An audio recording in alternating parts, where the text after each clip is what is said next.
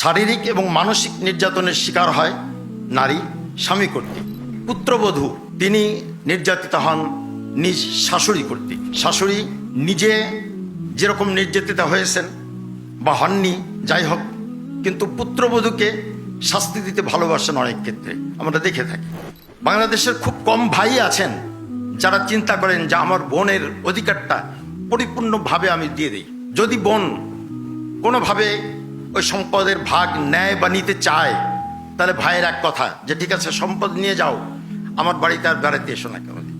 ভাই আপনার সম্পত্তির ন্যায় নেই, তার বাপের সম্পত্তি নিয়েছে, তার পিতার সম্পত্তি নিয়েছে, তাতে আপনি বোনের সঙ্গে সম্পর্ক ছিন্ন করে ফেললেন। নারীর অধিকার বঞ্চনা, মর্যাদাহীনতা ও নির্যাতিত হওয়ার এই দুর্দশাপূর্ণ চিত্র আমরা যেমন দেখতে পাই অশিক্ষিত কিংবা দরিদ্র সমাজে, তদ্রূপ একই রকমভাবে এই দুর্দশার চিত্র আমরা দেখতে পাই তথাকথিত শিক্ষিত ও ধনী সমাজেও। আসসালামু আলাইকুম রহমতুল্লাহি ওয়া বারাকাতুহু। আলহামদুলিল্লাহ নাহমাদুহু ওয়া নাস্তাঈনুহু ওয়া নাস্তাগফিরুহু ওয়া নু'মিনু বিহি ওয়া নাতাওয়াক্কালু আলাইহি ওয়া নাউযু বিল্লাহি মিন শুরুরি আনফুসিনা ওয়া মিন সাইয়্যাতি আমালিনা। মান ইয়াহদিহিল্লাহু ফালা মুদিল্লা লাহু ওয়া মান ইউদ্লিলহু ফালা হাদিয়া লাহু ওয়া নাশহাদু আন লা ইলাহা ইল্লাল্লাহু ওয়াহদাহু লা শারীকা লাহু ওয়া নাশহাদু আন্না সাইয়্যিদানা ওয়া মাওলানা মুহাম্মাদান আবদুহু ওয়া রাসূলুহু। আম্মা বা'দ, ফাআউযু বিল্লাহি মিনাশ শাইতানির রাজীম। বিসমিল্লাহির রাহমানির রাহিম। ইয়া আইয়ুহান নাসু ইত্তাকু রাব্বাকুমুল্লাযী খালাকাকুম মিন নাফসিন ওয়াহিদাতিন ওয়া খালাকা মিনহা যাওজাহা ওয়া বাসসা মিনহুমা রিজালান কাসীরান ওয়া নিসাআ ওয়াত্তাকুল্লাহাল্লাযী তাসাআলুনা বিহি ওয়াল আরহাম ইন্নাল্লাহা কানা আলাইকুম রাকীবা। ইনসাফ শব্দটি অত্যন্ত সুবিদিত এবং সুপরিচিত একটি আরবি শব্দ। শব্দটি বাংলা ভাষায় বহুল পরিমাণে ব্যবহৃত হওয়ার ফলে এটি বাংলা ভাষার অপরিহার্য অঙ্গীভূত একটি শব্দে পরিণত হয়েছে। আরবি শব্দটির অর্থ যদি ইংরেজিতে বলি জাস্টিস, ফেয়ারনেস, ইম্পার্শিয়ালিটি, ইকুইটি, বাংলায় সুবিচার, ন্যায়পরায়ণতা, স্বচ্ছতা, সততা, নিরপেক্ষতা এবং ন্যায্যতা। ইনসাফ শব্দটির অর্থ বলতে গিয়ে ইংরেজি বাংলা মিলিয়ে আমি বেশ কতগুলো শব্দ ব্যবহার করেছি, কিন্তু ইনসাফ শব্দটি উচ্চারণ করলে আমাদের হৃদয়ে যে অর্থ চিত্রিত হয়, যে দোতনা এবং ব্যঞ্জনা আমাদের অন্তরে অনুরণিত হয়, আমার মনে হয় এইসব ইংরেজি বা বাংলা শব্দের কোনোটি এই ইনসাফ শব্দের যথার্থ প্রতিনিধিত্ব করতে পারে না। কাজেই ইনসাফ শব্দটিকে কোন একটি নির্দিষ্ট অর্থের গণ্ডিতে সীমাবদ্ধ করে দিলে তা হবে শব্দটির সংক্ষেপে ইনসাফি, অন্যায় ও অবিচার। শুধু মজার বিষয় হলো শব্দটি গঠিত হয়েছে এই সংগঠনটির যে ইংরেজি নাম তার অ্যাব্রিভিয়েশন রূপে। প্রত্যেকটা শব্দের আদ্যাক্ষর নিয়ে এই শব্দটি গঠিত হয়েছে। এর অ্যাম্প্লিফিকেশন হচ্ছে ইংরেজি নাম যেটা initiative for nobility, safety and awareness of females, অর্থাৎ নারীর মর্যাদা, নিরাপত্তা এবং সচেতনতা তৈরির লক্ষ্যে উদ্যোগ। সংগঠনটি প্রতিষ্ঠা লাভ করেছে মূলত নারীর প্রতি সামাজিক ও পারিবারিক নানা রকম অন্যায় অবিচারের প্রতিকার কল্পে এবং নারীর যথাযথ মর্যাদা প্রতিষ্ঠার লক্ষ্যে। নারীর মর্যাদা, নারী অধিকার ও নিরাপত্তা বিষয়ে সারা দেশে জনসচেতনতা সৃষ্টির লক্ষ্যে।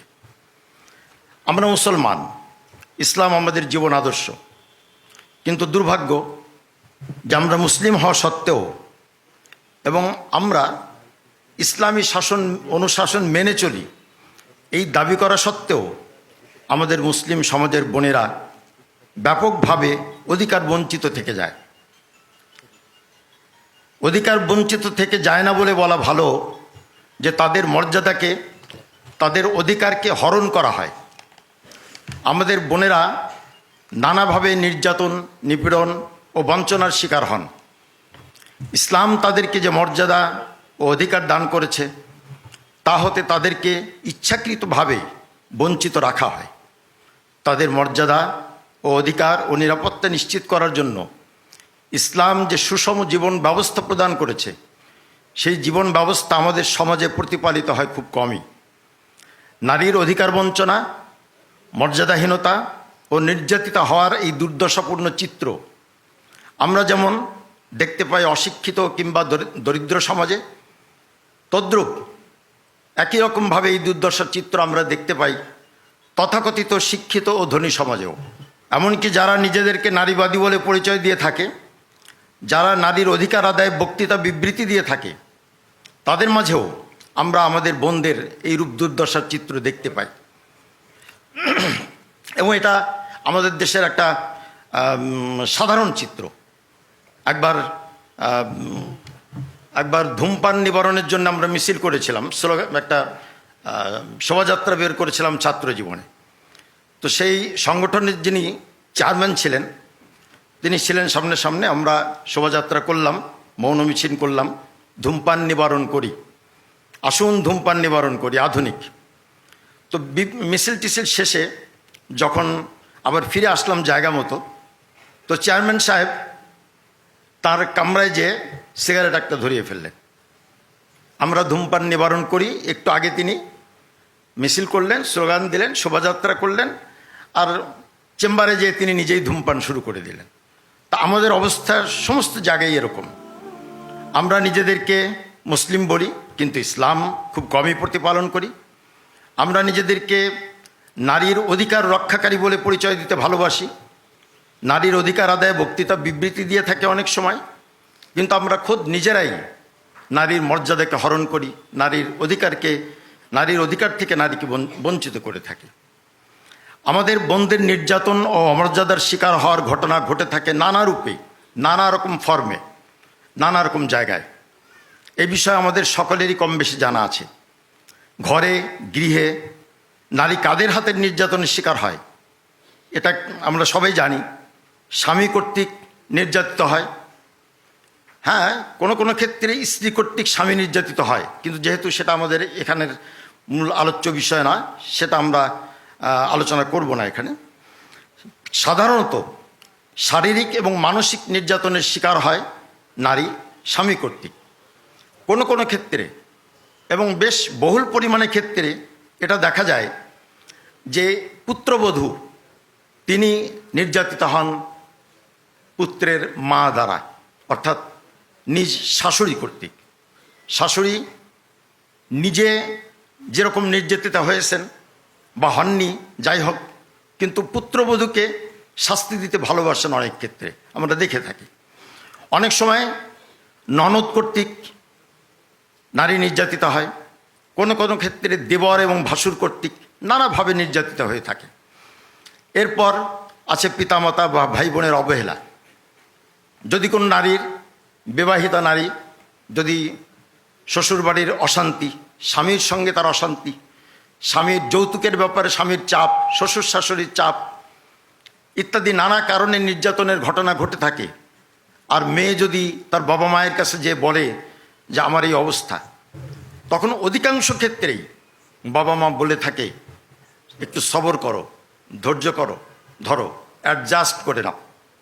আমাদের দেশে ঘটনা ঘটে থাকে, ভারতে তো খুব বেশি ঘটে, যে এই অ্যাডজাস্ট করার কথা বলতে বলতে এরকমভাবে বলে, শেষ পর্যন্ত ওই পুত্রবধূ, ওই মেয়েটা নিজেকে যখন অসহায় দেখতে পায়, যে দুনিয়ায় তার কেউ নেই, না স্বামী, না শাশুড়ি, না আপন পিতামাতা, না ভাই বোন, সবাই আমার থেকে গা বাঁচিয়ে চলতে চায়, আমাকে শান্তি কেউ দিতে চায় না, তখন সে আত্মহত্যার পথ বেছে নেয়।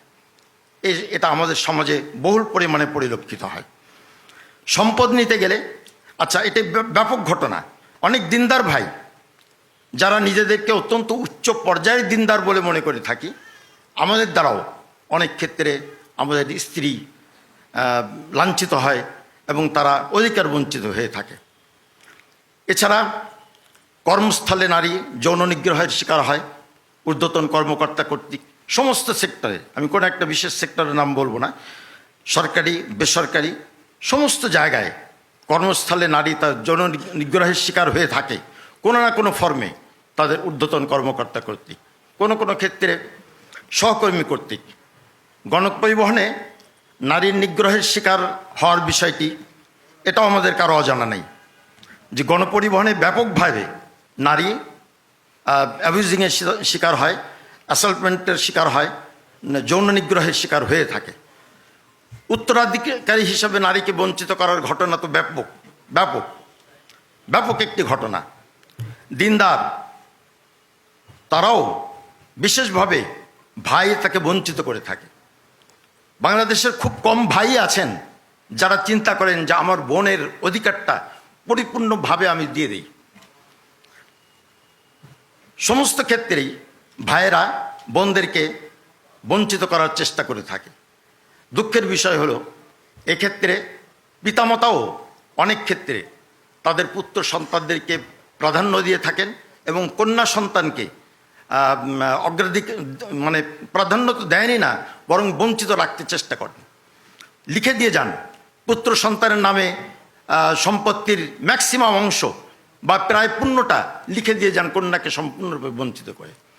আর যদি বাবা মা লিখে নিয়ে না যান তাহলে পরবর্তীতে ভাইয়েরা তাকে বঞ্চিত করে থাকে। যদি বোন কোনোভাবে ওই সম্পদের ভাগ নেয় বা নিতে চায় তাহলে ভাইয়ের এক কথা যে ঠিক আছে সম্পদ নিয়ে যাও, আমার বাড়িতে আর বেড়াতে এসো না কেন। ভাই আপনার বাড়িতে তো যে কোনো একজন মেহমান গেলে আপনি আদর সম্মান করেন, সে তো আপনার কাছ থেকে কোনো সম্পত্তি নেয় নেই বা আপনিও তার কাছে কোনো সম্পত্তি পান না। বোনের মানে ন্যায্য অধিকারটা শুধু নিয়ে গেছে, আপনার সম্পত্তির ন্যায় নেই, তার বাপের সম্পত্তি নিয়েছে, তার পিতার সম্পত্তি নিয়েছে, তাতে আপনি বোনের সঙ্গে সম্পর্ক ছিন্ন করে ফেললেন, বলে দিলেন যে আমার বাড়িতে আর আসবে না কোনো দিন। এটা ব্যাপকভাবে মনে করা হয় যে ও তো সব নিয়ে গেছে, এখানে আর কেন আসবে। এটা একটা ব্যাপক রোগ আমাদের সমাজে।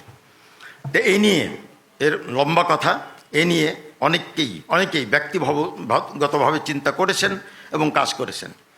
আমার জানা মতে প্রফেসর হজরত মরহুম হামিদুর রহমান সাহেব এবং তার ঘনিষ্ঠ ব্যক্তিবর্গ, এখানে বায়তুল মোকাররমের খতিব সাহেব আছেন হজরত মৌলানা আব্দুল মালিক সাহেব, হজরত মৌলানা আবুল বাসার দামত বারাকাতুহুম যিনি প্রবন্ধকার, ব্যক্তিগতভাবে এই বিষয়ে ব্যাপকভাবে কাজ করেছেন। কিন্তু সমাজে ব্যাপকভাবে বিস্তৃত কোনো রোগ দূরীভূত করতে হলে ব্যক্তিগত উদ্যোগ যথেষ্ট নয়, এটা আমরা জানি।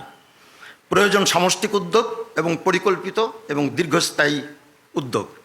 এই চিন্তা থেকেই ইনসাফের সাধারণ সম্পাদক হজরত মৌলানা আবুল বাসার সাহেব দামত বারাকাতুহুম তার ঘনিষ্ঠ আলেম ওলামা ও দিনদার জেনারেল শিক্ষিত কিছু ভাইয়ের সঙ্গে আলোচনা পর্যালোচনা করত একটি সংগঠন দাঁড় করানোর চিন্তা করেন। সমাজের নানা স্তরের ও নানা শ্রেণী পেশার মানুষের সঙ্গে কয়েকটি বৈঠক শেষে ইনসাফ নামক এই সংগঠনটি বাস্তবে রূপ লাভ করে। আমাদের এই সংগঠনের মৌলিক লক্ষ্য উদ্দেশ্য হল নারী যেন তার প্রাপ্য মর্যাদা লাভ করতে পারে এবং ইসলাম নারীকে যেখানে যেমনটা অধিকার প্রদান করেছে সেই অধিকার যেন সে পরিপূর্ণভাবে লাভ করতে পারে সে বিষয়ে পদক্ষেপ গ্রহণ। তাদের মর্যাদা ও অধিকার নিশ্চিত করতে আমরা যা যা করতে পারি এই সংগঠনের মাধ্যমে আমরা তা করার জন্য দৃঢ়ভাবে প্রতিজ্ঞাবদ্ধ। আর এর জন্য আমরা আশা করছি এই সংগঠন নিম্নোক্ত কার্যাবলী সম্পাদন করবে। শারীরিক ও মানসিক সহ যে কোনো নির্যাতনের শিকার মুসলিম অমুসলিম নির্বিশেষে যে কোনো নারীকে স্বল্প ও দীর্ঘমেয়াদী আইনি সহায়তা প্রদান আমাদের এই সংগঠনের একটা মূল লক্ষ্য।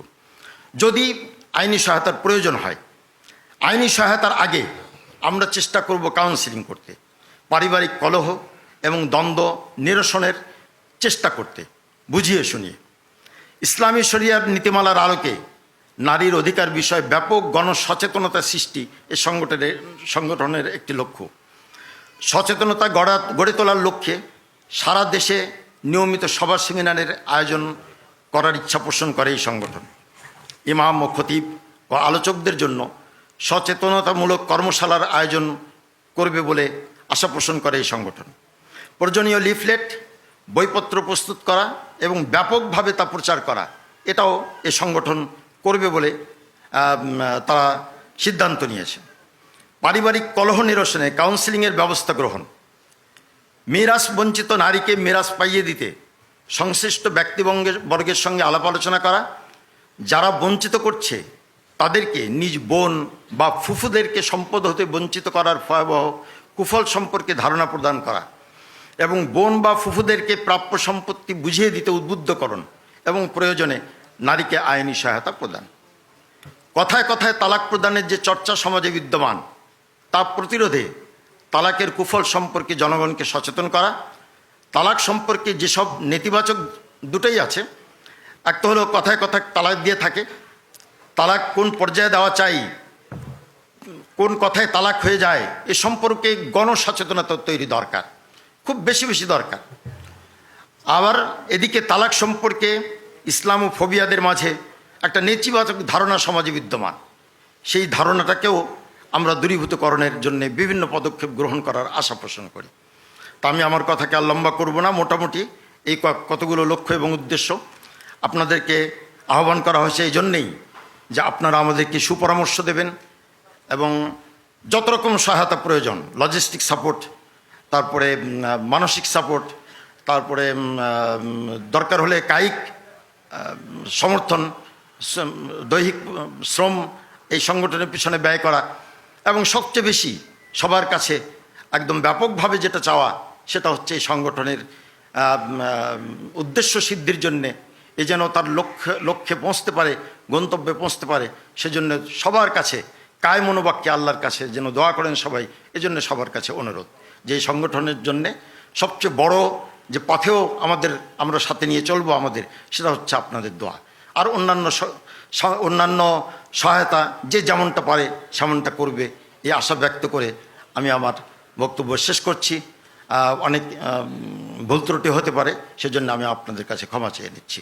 ওয়া আখিরু দাওয়ানা আলহামদুলিল্লাহি রাব্বিল আলামিন।